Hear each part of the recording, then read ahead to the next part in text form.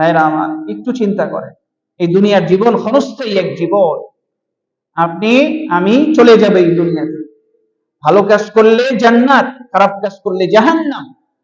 আল্লাহ তাআলা কোরআনুল কারীমে বলেছে, ফামান ইয়ামাল মিসকালা যাররাতিন খায়রান ইয়ারাহ ওয়া মান ইয়ামাল মিসকালা যাররাতিন শাররান ইয়ারাহ। যে ব্যক্তি সামান্য পরিমাণ ভালো কাজ করবে সেটা দেখবে সেই দিন, সামান্য পরিমাণ খারাপ কাজ করলে সেটা সেই দিন দেখবে। আপনি ফেসবুকে কি করেন, ইউটিউবের মধ্যে কি করেন, সামাজিক যোগাযোগের মাধ্যমে, মোবাইলের মাধ্যমে কি করেন, প্রত্যেকটা সেকেন্ডে সেকেন্ডে আপনার কাছে হিসাব নেওয়া হবে। আল্লাহ তাআলা বলবেন, ইকরা কিতাবাকা, তোমার আমল নামা তুমি পড়ো। আমাকে আপনাকে বলা হবে আমার কর্ম পড়ার জন্য। ইকরা কিতাবাকা কাফা বিনাফসিকা আল-ইয়াওমা আলাইকা হাসীবা, যে তোমার হিসাবের জন্য তুমি নিজেই যথেষ্ট। ভাইরা আমার, সামনে রমজান মাস আসতেছে।